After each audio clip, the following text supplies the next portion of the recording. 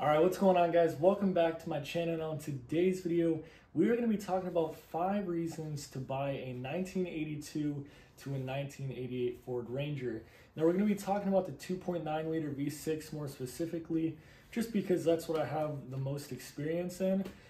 I've heard some good things about the 4-cylinder though, so I mean, a lot of these are going to apply to that truck as well. So the first thing we're going to be talking about is the simplicity of the truck.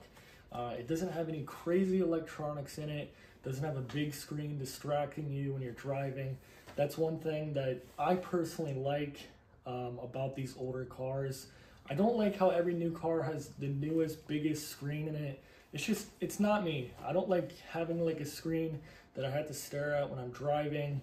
It's distracting, and also, I don't know, this is just me, but you know, if I'm staring at a screen too long, I get headaches.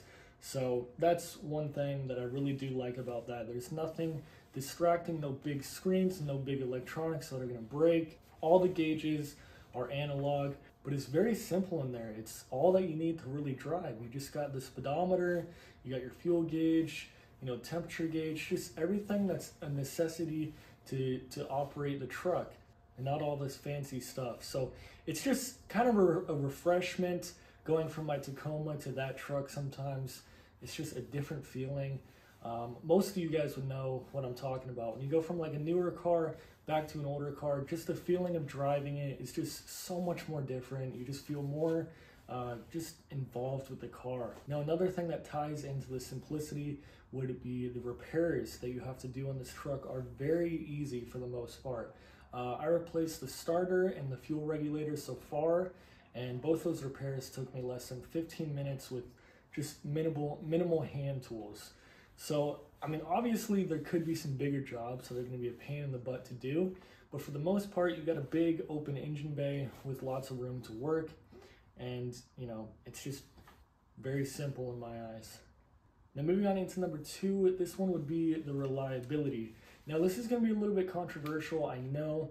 But from my experience, I've been driving this truck for about 1.5 years now and haven't had any problems. I tow with it. I kind of beat it up, to be honest with you. And it's been reliable as ever. But like I said, the only things I needed to replace is a starter and the fuel regulator. So these engines seem to just go forever and ever as long as you treat them right.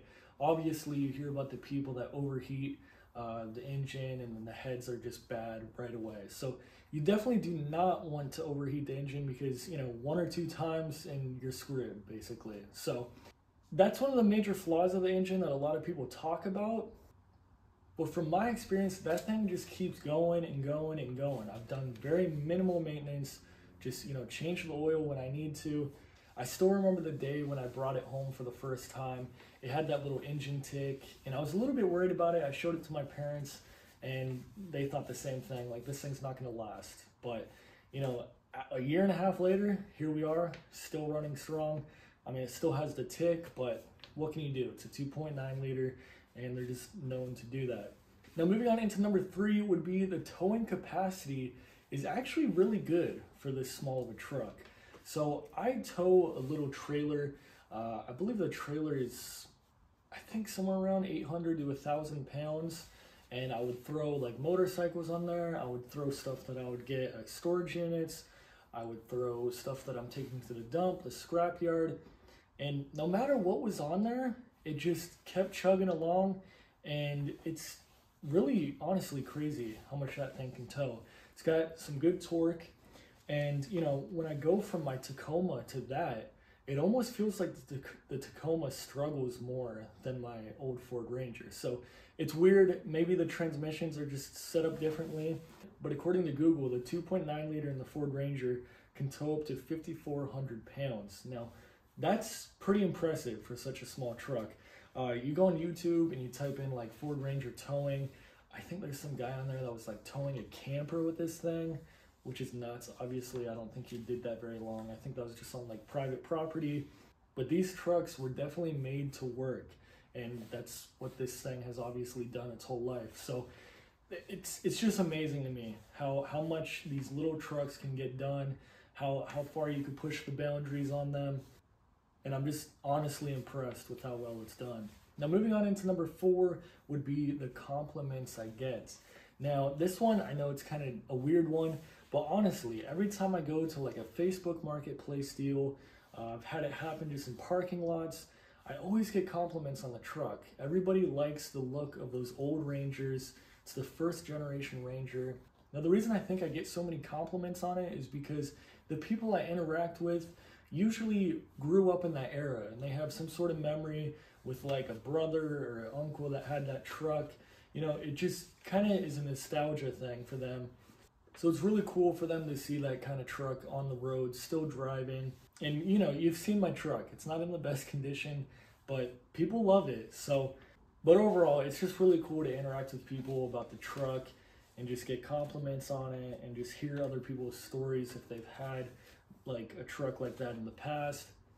But anyways, let's go ahead and move on into the 5th and final one, and that is that these are becoming more and more rare. So, you know, you go on Facebook Marketplace, it's very hard to find.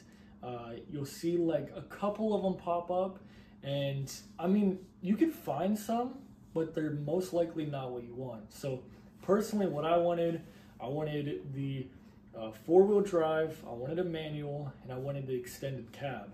Now, most of the trucks out there are either going to be automatic or they're going to be the single cab version, and they're not going to be 4-wheel drive. So if you want 4-wheel drive and the extended cab, it's getting harder and harder to find. I hardly ever see those anymore, like at all. So if you see one for a good deal, I would jump on it, because you know, a lot of these are just rotting away at junkyards. They're crushed, they've been crashed or whatever. So if you find a pretty clean one at a good price, I would definitely pick it up, especially if it's the 4x4. Now, to be honest, I might have got ripped off on mine. I think I paid around $4 grand. I can't remember completely, but you know, that sounds like a bad deal, and I thought I was getting ripped off. But like I said, when I go online, I cannot find anything that compares to it, you know? So if you have to spend a little bit of extra money just to get what you want, then that's how it is, you know? So yeah, if you find one cheap or find one that you like, buy it for sure before they're all gone. But anyways, guys, that is going to be it for today's video. I hope you guys enjoyed it. If you have any more that you want to add to this list, leave them down in the comments below. Leave a like if you enjoyed the video. Subscribe if you're not already. And I'll see you guys in my next video. Peace out, guys.